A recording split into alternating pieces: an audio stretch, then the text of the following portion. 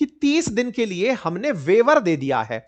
किसको वेवर दे दिया है? तो इंडियन रिफाइनर्स को रशियन तेल खरीदने के लिए वेव कर दिया है। इस बात से पूरी तरह से देश में एक जबरदस्त गुस्सा उठ जाता है। अपोजिशन सवाल पूछता है, लोग सवाल पूछते हैं कि ये लोग होते कौन है? पहले सैंक्शन लगाते हैं, हटाते हैं, और अब कहते हैं कि हमने भारत को वेवर दे दिया है। मतलब हमारे लिए ट्रेड इतनी बड़ी चीज कैसे हो गया अमेरिका के साथ कि आज हमको उसके साथ ट्रेड करने के नाम पर वेवर जैसी चीज सुन के खुश होना पड़ रहा है। जबकि स्ट्रेट ऑफ हॉर्मुज में होने वाला व्यापार अभी भी बाधित है। अगर यह युद्ध लंबा खिंचता है तो भारत से जो एक्सपोर्ट होता था यूएई को, सऊदी को, कतर को, कुवैत को, इन सब का एक्सपोर्ट बाधित चल रहा है। ऐसे में तेल खरीदने की परमिशन देकर आप हमें ऐसा दिखा दे रहे हो। राहा सहा तो नमक इन्होंने घाव पर तब छिड़क दिया अमेरिकियों ने जब यही स्कॉट बेसेंट आज यह बयान दे देते हैं कि भारत के लोग अच्छे एक्टर हैं और हम जैसा कहते हैं वैसा करते हैं। स्कॉट बेसेंट का हाल ही में एक बयान वायरल होता है जिसमें वो ये कहते हैं कि उनको पहले हमने कहा कि रिफाइनरी से तेल मत मतलब रशिया से तेल मत खरीदो, वो मान गए। अब उनसे कहा कि आप खरीद लो, वो भी कर लेंगे। इस बात पर निश्चित ही हमारे देश के अंदर उबाल आ जाता है। इस पर ओवैसी साहब का भी बयान आया कि हमको बनाने वाला अमेरिका है क्या जो इस तरह की बातें कर रहा है। किस तरह से ये बातें हम पर की जा रही हैं। और जहां तक बात हो अमेरिका ने चाइना के साथ जो किया, आपको वो भी बता दिया जाए कि असल में चाइना के साथ इन्होंने किया क्या था, कैसे अमेरिकी इस बात को क्रेडिट के रूप में लेते हैं कि हमने चाइना को ग्रो करने दिया। हुआ कुछ यूं था साथियों कि जब द्वितीय विश्व युद्ध खत्म हुआ तो दुनिया में न्याय की स्थापना के नाम पर कि दुनिया में सब तरफ समानता हो, अमेरिका भले ही पावरफुल रहे लेकिन वो स्थापित करेगा दुनिया में शांति, इसके लिए यूएन की स्थापना हुई। और व्यापार को सही तरीके से बढ़ावा देने के लिए जीएटीटी की, journal agreement of trade and tariff की स्थापना हुई थी। जीएटीटी बोलते हैं उसको। वही बाद में चल करके 1995 में डब्ल्यूटीओ बना था। 1990 के अंदर जब दुनिया भर में रिफॉर्म्स चल रहे थे, भारत ने एलपीजी रिफॉर्म्स अपनाए थे, उसके बाद में ही ये सब चीजें बहुत ज्यादा तेजी से ऊपर आने लगी थी कि भाई अब लोग जब माल पैदा कर ही लेंगे तो इन लोगों को परमिशन दी जाए कि ये माल दुनिया में बेच भी पाएं। बेचने का मतलब ये है कि वो एक्सपोर्ट आसानी से कर पाएं, जिसके पास जो माल है वो आसानी से बेचे, किसी प्रकार का कोई ट्रेड बैरियर ना हो, कोई टैरिफ ना हो। अगर कोई दुनिया का देश एक्सपोर्ट करना चाहता है तो उसे करने की इजाजत दी जाए। इसी क्रोनोलॉजी में चाइना को इन्होंने वर्ष 2000 के अंदर ज्वाइन कराया डब्ल्यूटीओ। और जब ये ज्वाइन कराया ना तो इसे मोस्ट फेवर्ड नेशन की तरह ट्रीट किया गया कि तुम्हें अगर कोई माल बेचना है तो बेचो, अगर दुनिया तरक्की करेगी तो सबका भला होगा। चाइना ने उसे एज ए अपॉर्चुनिटी लपका। आज की हालत यह है कि जहां 1990 में चीन केवल 8 देशों के लिए टॉप एक्सपोर्टर था, वो आज 125 देशों के लिए टॉप एक्सपोर्टर है। और समझें, 1990 में अमेरिका 175 देशों के लिए टॉप एक्सपोर्टर था, तो वो आज मात्र 35 देशों के लिए टॉप एक्सपोर्टर रह गया है। अब चीन अगर अमेरिका को इतना दर्द देगा तो निश्चित ही बड़ा दर्द दिखेगा भी। ऐसे ही चाइना का आज एक्सपोर्ट 3.58 ट्रिलियन डॉलर का साल का है, वहीं अमेरिका का ये 2.06 ट्रिलियन डॉलर का है। 2024 का आंकड़ा है। इसका मतलब चाइना एक्सपोर्ट में अमेरिका को बहुत पीछे छोड़ गया, और इतना तेजी से पीछे छोड़ता चला गया कि ये चीन और अमेरिका दुनिया के टॉप 10 देशों में जीडीपी के हिस्से को एक्सपोर्ट से सबसे ज्यादा रखते हैं। चीन ने इस बीच में डब्ल्यूटीओ की जो मेंबरशिप हासिल की, उस मेंबरशिप से इन्होंने अपने नेगोशिएशंस को तेज किया, माल को जहां बेच सकते थे वहां बेचा, और सस्ता श्रम, स्किल्ड लेबर और तरीके से सिस्टमेटाइज करके काम करना शुरू किया। डब्ल्यूटीओ की मेंबरशिप को अमेरिका अपनी भूल मानता है कि हमने इनको गलत परमिशन दिला दी थी, ये गलत तरीके से आगे चले गए, और इतने आगे चले गए कि चीन 2009 में पहली बार दुनिया का सबसे बड़ा एक्सपोर्टर बना था।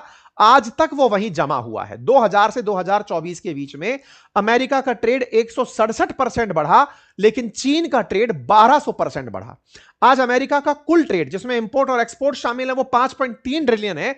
चाइना 6.3 ट्रिलियन के साथ अमेरिका को पछाड़ कर खड़ा है। इसी के साथ साथ मैकेंजी जैसी संस्थाएं जब इसका रिसर्च करती हैं तो पाती हैं कि वर्ष 2000 में जहां दुनिया की कुल संपत्ति की वैल्यू 156 ट्रिलियन डॉलर थी, ये संपत्ति की वैल्यू मतलब एसेट की वैल्यू की बात कर रहा हूं, जीडीपी की नहीं, वो बढ़कर 2020 में 514 ट्रिलियन डॉलर हुई। इस वृद्धि में साल 2000 में जहां चीन की संपत्ति $7 ट्रिलियन थी, वो बढ़कर $120 ट्रिलियन पहुंच गई और अमेरिका $90 ट्रिलियन के साथ डका हुआ है। मतलब चाइना ने संपत्ति के मामले में अमेरिका को पीट दिया, दुनिया का टॉप एक्सपोर्ट करने वाला देश बनकर उभर कर आ गया। बाजार में उसका जो ट्रेड है, यानी कि एक्सपोर्ट इंपोर्ट, आज अमेरिका को पछाड़े हुए है। 2009 से वो दुनिया का सबसे टॉप ट्रेड एक्सपोर्टर बनकर टॉप पर बैठा हुआ है और डब्ल्यूटीओ का सबसे ऊपर एक्सपोर्ट में कंट्रीब्यूट करने वाला देश बनकर बैठा हुआ है। इसके लिए उसने लो लेवल कॉस्ट, इंफ्रास्ट्रक्चर पर भारी निवेश और मैन्युफैक्चरिंग पर फोकस किया। यही कारण है कि ट्रंप जब सत्ता में आए तो उन्होंने सबसे पहले इस पर टैरिफ खेलना शुरू किया कि तुम्हारा माल मैं नहीं आने दूंगा। और तो और जनवरी 2025 में चाइना पर ये लोग मोस्ट फेवर्ड नेशन का दर्जा भी छीनने का प्रेशर बना रहे थे कि तुम्हारे ऊपर तो बेटा तुम्हारा माल हम लेंगे ही नहीं, क्योंकि तुम बहुत तेजी से ऊपर निकलते आ रहे हो। चाइना से इनकी राइवलरी और इनका दुख समझ में आता है। लेकिन इंटरेस्टिंग बात यह है कि ये भारत को भी उसी तराजू में तोल रहे हैं। ये मान रहे हैं कि अगली पावर भारत है। मैं कई बार कई जगह इंटरव्यूज में ये लाइन बोलता आया हूं कि बांग्लादेश में जो भी टसल हुआ था मार्शल आइलैंड को लेकर के, वो असल में अमेरिका भविष्य में भारत से झगड़ने की जगह तलाश रहा था, क्योंकि उसे दिख रहा था कि भारत बहुत तेजी से ऊपर आ रहा है और अगर इस पर टैरिफ नहीं लगाए गए तो एक दिन, आज चाइना हमारे साथ नेगोशिएट करता है, एक दिन बैठकर भारत करेगा।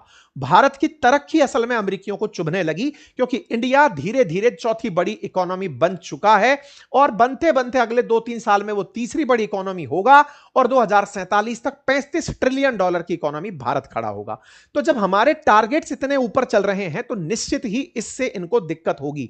भारत के हाल ही में फैसले, चाहे ईयू से ट्रेड डील हो जिसमें हम $27 ट्रिलियन के मार्केट को क्रिएट करने की बात करते हैं कि चलो बनाएंगे, फिर चाहे दुनिया भर में गल्फ कॉपरेशन काउंसिल के साथ एफटीए की बात हो, ये तमाम चीजें ये दर्शाती हैं कि भारत आने वाले समय में अपने ट्रेड्स को बड़ा करने पे निकल रहा है। आज भी लगभग $800 बिलियन का भारत एक्सपोर्ट करता है, जिसे वो 1.3 trillion down the line target कर रहा है कि हम अपने एक्सपोर्ट्स को बढ़ाएंगे। लगातार हम प्रोडक्शन लिंक इंसेंटिव स्कीम्स के माध्यम से, ऑटोमेटिक रूट के माध्यम से, 100% एफडीआईज के माध्यम से, प्रधानमंत्री गति शक्ति प्लान के माध्यम से, तमाम उन योजनाओं के माध्यम से अपने एक्सपोर्ट्स को बड़ा करने पर फोकस कर रहे हैं। इन्हीं को कंट्रोल करने के लिए अमेरिका लगातार बाधाएं खड़ी कर रहा है, फिर चाहे तेल सप्लाई की बाधा हो, फिर चाहे गल्फ वॉर में भारत को घुसाने की तैयारी हो, फिर चाहे भारत पर ट्रेड टैरिफ लगाने की तैयारी हो। ये सब भारत को रोकने के लिए किए जा रहे प्रयास हैं। भारत एआई के अंदर भी $200 बिलियन का इन्वेस्टमेंट करने की योजना बना रहा है। यह दर्शाता है कि भारत एआई में भी बहुत तेजी से आगे बढ़ रहा है। वही एआई मैं बीच में इंट्रोड्यूस कर दूं आपके बारे में, मैंने कहा था कि मैं एआई पर कोर्स लेकर आया हूं, उस पर हमने ऑफर क्लोज कर दिए हैं। आप में से बहुत सारे लोगों के कॉल सेंटर्स पर कॉल हैं, आपसे रिक्वेस्ट करेंगे, कोर्स बंद नहीं हुआ है, आपको एक्सेस करना है तो करिए, लेकिन ऑफर ऑफ हो चुका है। साथियों, डोनाल्ड ट्रंप के बारे में जहां तक बात है कि वो पाकिस्तान को पुचकार रहे हैं, उसके पीछे का कारण है कि भारत को युद्ध में उलझाकर रखा जाए, रीजनल प्रॉब्लम्स में उलझाकर रखा जाए। क्योंकि आज H1B वीजा के कारण जो भारत का टैलेंट अमेरिका में है, वो अमेरिकियों के ऊपर से धंधे छीन रहा है। कहीं ना कहीं भारत अमेरिका के ऊपर भारी पड़ रहा है भविष्य के पर्सपेक्टिव से, कि इनका टैलेंट कहीं हमसे इसी चीज को सीखकर, पहले भी यही हुआ था, चाइनीज लोग अमेरिका गए थे चीज सीखने, फिर लौटकर चाइना को महान बनाए थे। रिसेंटली भी यही बात हो रही है कि जो H1B वीजा प्राप्त भारतीय वहां गए हैं, जैसे जोहो के फाउंडर ने भी यही कहा था कि लौट आओ और भारत को महान बनाओ, तो बोले कहीं ये इस तरह से लौट गए। तो अमेरिका ये सब नहीं होने देना चाहता, उसी की क्रोनोलॉजी में ये तमाम चीजें हो रही हैं। और रहा सहा यह बयान कि भारत एक अच्छा एक्टर है, यह बात दर्शाता है कि अमेरिका भारत की इंटरनल पॉलिटिक्स में देश की सरकार को किसी ना किसी तरीके से कमजोर करना चाहता है। वो चाहता है कि ये लोग आपस में झगड़े, स्थितियां पलटे, सरकारें गिरें। फाइनली सरकार गिरेगी तो भारत के अंदर काफी ज्यादा अस्थिरता आएगी और वो अस्थिरता इन्हें किसी ना किसी प्रकार से डिसीजन लेने से रोकेगी। खैर, जो भी हो, भारत को आज इस स्थिति में अमेरिका के इस तरह के उल जलूल बयानों का रिप्लाई तो देना चाहिए।